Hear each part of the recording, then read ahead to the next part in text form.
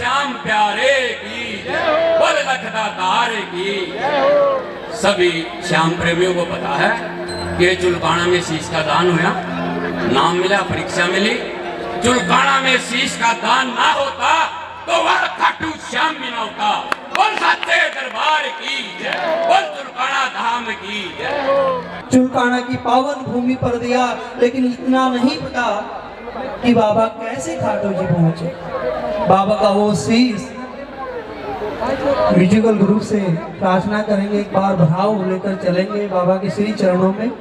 और माँ, मैं रणभूमि में जा रहा हूँ, मुझे युद्ध लड़ना है और मैं किसकी तरफ से लड़ूं। और माँ ने जब उनको आशीर्वाद दिया कि बेटा जो पक्ष आपको हारता नजर आए, आपने उस पक्ष का आपने साथ देना। इसीलिए बाबा को हारे का सहारा कहा जाता है। बोलो हारे के सहारे की जय।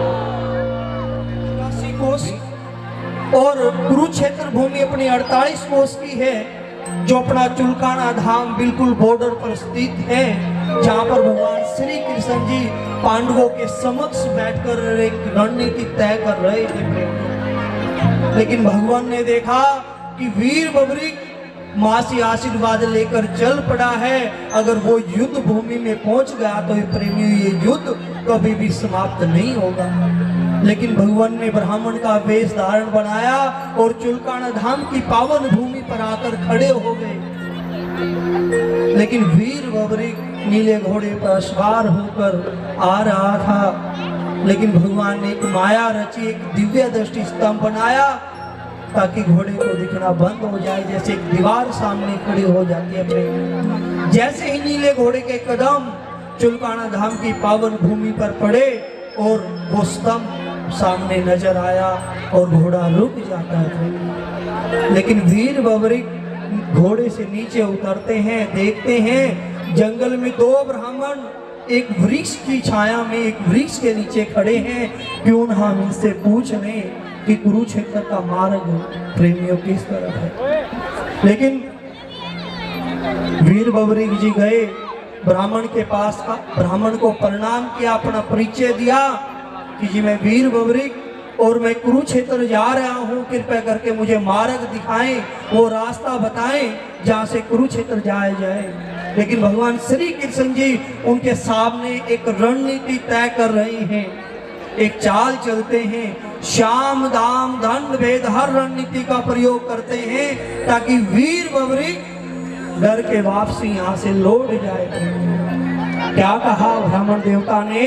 कहा कि वीर बबरी हम कुरुक्षेत्र से चलकर आए हैं, वहां पर एक स्त्री है जो चंडी का रूप धारण कर रही है, वो कह रही है मुझे एक बलि चाहिए इस युद्ध में, जब ये युद्ध शुरू होगा। ऐसी बातें करने लगे वीर बबरी के सामने। वीर बबरी ने कहा हे ब्राह्मण देवता, अगर मुझे इस कुल के लिए अगर बलि भी देनी पड़े मुझे कोई आपत्ति नहीं है, मैं बलि दे दूं। बोलो शीश के दानी की भगवान की रणनीति फैल। फिर दोबारा फिर एक चाल फिर चलते हैं, कहते हैं वीर बबरी के पास तो 3 बाण हैं और उन बाणों में इतनी पावर है कि वो एक लोक का विनाश कर सकते हैं। बोला जी ये रे मेरे पास। बोला कि मैं कैसे माने कि आप वीर बबरी हैं और आपके पास इन बाणों में इतनी पावर है। चलो तो बोला प्रभु मुझे वीर बबरी सिद्ध करने के लिए क्या करना पड़ेगा, हुक्म करें यहाँ। बोला कि वीर बबरी जिस वृक्ष की छाया में हम खड़े हैं, ये इस पीपल के वृक्ष की शाखाएं, इन पत्तों में इतने पत्ते हैं कि वो एक लोक से कम भी नहीं है। आप इसके हर पत्ते में छेद करके दिखा दो, आपको मान जाएंगे वाकई में वीर बबरी के। वीर बबरी ने तरकस से बाण निकाला प्रेमियों और मस्तिष्क पे लगाया। भगवान श्री कृष्ण ने एक पत्ता तोड़ा और पैर के नीचे छुपा लिया। हर पत्ते में छेद होता हुआ भगवान श्री कृष्ण जी के पैर पे आके खड़ा हो जाता है प्रेमियों। कहा हे ब्राह्मण देवता, मेरे बाण को संशय है, डाउट है कि कोई पत्ता आपके पैर के नीचे ना छुपा हो, कृपया करके इस पैर को पीछे हटा लें। जैसे भगवान उसको पीछे हटाते हैं उसमें भी छेद हो जाता था। फिर भगवान श्री कृष्ण जी उस माया को देखा, भगवान ने उस शक्ति को देखा जो वाकई में एक बाण में इतनी पावर थी कि वो एक लोक का विनाश कर सकते हैं। फिर भगवान उनके एक है ना, पहले मनोबल गिरा रहे थे ताकि वीर बबरिक वापसी लौट जाए, तो फिर वीर बबरिक का मनोबल बढ़ाने लगे कि वाकई में आप वीर बबरिक हैं, महादानी हैं, माँ क्षत्रिय हैं, अब आप जा सकते हैं। भगवान की एक ना चली, लेकिन माँ को उन्होंने आदेश कर दिया, माँ सरस्वती को आदेश किया, माँ इनकी जीवा पर कंठ पर आप विराजित हो जाओ, अगर ये रणभूमि में पहुंच गया तो ये युद्ध कभी भी समाप्त नहीं होगा। माँ उनकी कंठ पर विराजित हो गई वीर बबरिक। बाबा को पहले वीर बबरिक के नाम से जाना जाता था प्रेमी। जैसे ही माँ उनकी कंठ पर विराजित हुई, एक दो कदम पड़े थे तो वीर बबरिक के मन में एक भाव आया प्रेमियों। वो क्या भाव कि आज तक किसी ब्राह्मण देवता ने, भाई किसी ब्राह्मण ने आज मेरी परीक्षा ली है प्रेमियों। मुझे पता था कि इस बाण में इतनी पावर है, लेकिन चलती हुई नहीं देखी थी प्रेमियों। उन्होंने सोचा किसी ब्राह्मण द्वारा मेरी परीक्षा ली गई है, मैं इसको कुछ दान स्वरूप भेंट दूं। वापसी आते हैं ब्राह्मण से कहा, हे ब्राह्मण देवता, मांगो जो आपने मांगना है मैं आपको दूंगा। मैंने भी वो परीक्षा दी है और वो शक्ति भी देखी है जो मात्र एक बाण से हर पीपल के वृक्ष को बीत दिया। वो पीपल आज भी चुलकाना धाम की पावन भूमि पर मौजूद है। जो ये सारा वाक्य हो रहा है चुलकाना धाम में प्रेमियों, आज भी आप देख सकते हैं, प्रत्यक्ष प्रमाण की जरूरत नहीं है। तो भगवान ने कहा, वीर बबरिक आप अब रणभूमि में जा रही हैं, युद्ध भूमि में जा रही हैं, आपके पास अब कुछ नहीं है देने को। बोला प्रभु मरे जिए क्या पता अगला समय कैसा हो, मांगो जो आपने मांगना है। बोला कि वीर बबरिक ऐसे नहीं, आप हमारे को वचन दो। तब भगवान श्री कृष्ण जी उनसे वचन मांगते हैं और वीर बबरिक जी उनको वचन दे देते हैं। और वचन में भगवान श्री कृष्ण जी क्या मांगते हैं उनसे? शीश दान। क्या मांगते हैं प्रेमियों? शीश दान।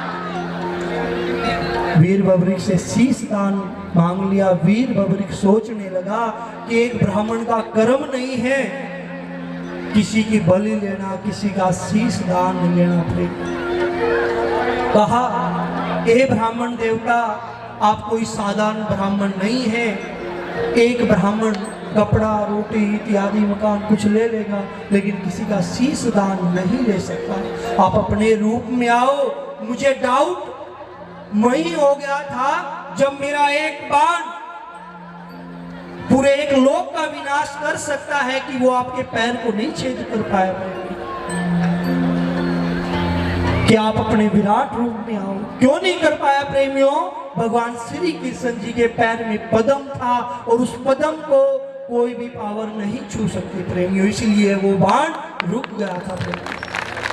दूसरे उनके साथ दो ब्राह्मण थे। एक ब्राह्मण कौन थे? अर्जुन जी थे, जिन्होंने मछली की आंख में छेद कर दिया था। वो अपने आप से बड़ा तीरंदाज नहीं समझता था प्रेमियों। उनका घमंड चुलकाना धाम की पावन भूमि पर टूटता है प्रेमियों। भगवान श्री कृष्ण जी ने उनका शीश दान लिया उस चुलकाना धाम की पावन भूमि पर। कहा, प्रभु मैं अब युद्ध लड़ नहीं सकता तो देख जरूर सकता हूँ, कृपया करके मुझे युद्ध जरूर दिखा दे। तब भगवान जी ने हमको तथास्तु कहा और शीश को अमृत से सींचा, कुरुक्षेत्र ले गए जहाँ से सारा युद्ध देखा जाए। विशाल पर्वत पे बिठा दिया। नीचे का जो धड़ था प्रेमियों, वो चुलकाना धाम में विराजित कर दिया, जहाँ पर आज धड़ की पूजा होती है प्रेमियों। जहाँ दिया शीश का दान वो भूमि है चुलकाना धाम। सारा युद्ध देखते हैं। वीर बबरिक कौरवों और पांडवों के बीच युद्ध चल रहा था। लास्ट में पांडवों की विजय होती है और पांडवों में घमंड होता है। सब अपनी अपनी गड़ंगे लगाने लगे, कहने लगे कि आप मेरे बाण से जीते, मेरी गदा से जीते, मेरी तलवार से जीते। सब अपनी अपनी प्रशंसा कर रहे हैं प्रेमी। भगवान श्री कृष्ण जी के पास आते हैं, कहते हैं केशव हमारा निर्णय करो, इस युद्ध को बलि भांति किसने जीता है प्रेमी। कहा भाई मुझे भी नहीं पता, मैं भी रथ हाँक रहा था। इसका निर्णय तो वीर बबरी कर सकता है जिसने इस युद्ध को बलि भांति देखा है। वीर बबरी के पास आते हैं पांचों पांडवों, माँ कुंती और भगवान श्री कृष्ण कहने लगे, हे वीर बबरी आप इसका निर्णय करो, इस युद्ध को बलि भांति किसने जीता है। भगवान इन बातों को सुनकर वीर बबरिक मंद मंद मुस्कुराने लगे, सोचने लगे भगवान स्वयं करने वाले मेरे से कहला रहे हैं। कहा, हे पांडवों आपने इस युद्ध में एक चींटी का भी वध नहीं किया। भगवान श्री कृष्ण जी का सुदर्शन चक्र चल रहा था और माता जो द्रौपदी रो रो कर खप्पर भर रही थी प्रेमियों, क्योंकि माँ का जब माँ द्रौपदी का सभा के अंदर चीर हरण हुआ था ना प्रेमियों, माँ चीख चीख कर कह रही थी, जब तक मैं कौरवों के खून से अपने केस नहीं धो लूंगी तो मेरी आत्मा कभी भी शांत नहीं होगी प्रेमी। वो सारा रक्त उनके कटोरे में जाकर गिर रहा था प्रेमी। भगवान श्री कृष्ण जी ने वो लज्जा बचाई थी, माँ द्रौपदी का साथ दिया था उस सभा के अंदर। प्रेमियों अपने आप को उस ठाकुर जी के चरणों में समर्पण कर दो, आपको किसी भी चीज की जरूरत नहीं। बोलो हारे के सहारे की। तब फिर भगवान श्री कृष्ण जी ने वीर बबरिक से इस निर्णय को सुनकर बड़े खुश हुए और अपना श्याम नाम दे दिया प्रेमियों, जो आज श्याम नाम से जाने जाते हैं और आज हर घर में पूजा होती है प्रेमियों। कहा आप आने वाले कलयुग में आप मेरे नाम से जाने जाओगे, आप में रह के मैं भक्तों का कल्याण करूंगा और 16 की 16 कलाएं जितनी भगवान में शक्ति थी सारी शक्तियां दे दी, घर में पूजा होगी प्रेमियों। अपना कुरुक्षेत्र के समय पेवा पड़ता है, माता सरस्वती का आगमन था उस तरफ प्रेमियों। माँ को वहां प्रकट किया और माँ की गोद में बिठा दिया और शीश को कहा, माँ कलयुग में ऐसी पावन धरती पर छोड़ना जहां पर ये भक्तों का कल्याण कर सके। तब वो शीश बहता बहता बहता बहता वो खाटू जी जाकर प्रकट हो। बोलो खाटू नरेश हरे अपना तो बेटा है, हम तेरी यादों में खोते हैं, आज लोग हमें पागल के बाबा दर्शन से कल्याण। शाम शाम तो मैं रटूं, शाम है जीवन प्राण। शाम भगत जग में बड़े, उनको करूं प्रणाम। खाटू नगर के बीच में बाबा बड़ो आपको दान। फागुन शुक्ला मेला भरे, जय जय बाबा श्याम। फागुन शुक्ला द्वादशी बाबा उत्सव भारी हो। मेरे बाबा के दरबार से खाली जाए न कोई। उमापति लक्ष्मीपति सीतापति श्री राम, लज्जा सबके राखियो खाटू के बाबा श्याम। पान सुपारी लायची पितर सुगंध भरपूर, सब भक्तन की विनती बाबा दर्शन देव हुजूर। आलू सिंह तो प्रेम से बाबा धरे श्याम को ध्यान। श्याम सेवक पावे सदा श्री श्याम कृपा से मान। जय श्री श्याम जय श्री श्याम, खाटू वाले बाबा जय श्री श्याम। नीलो घोड़ो लाल लगा, जा पर बैठो बाबा श्याम। जय श्री श्याम जय श्री श्याम, खाटू वाले बाबा जय श्री श्याम।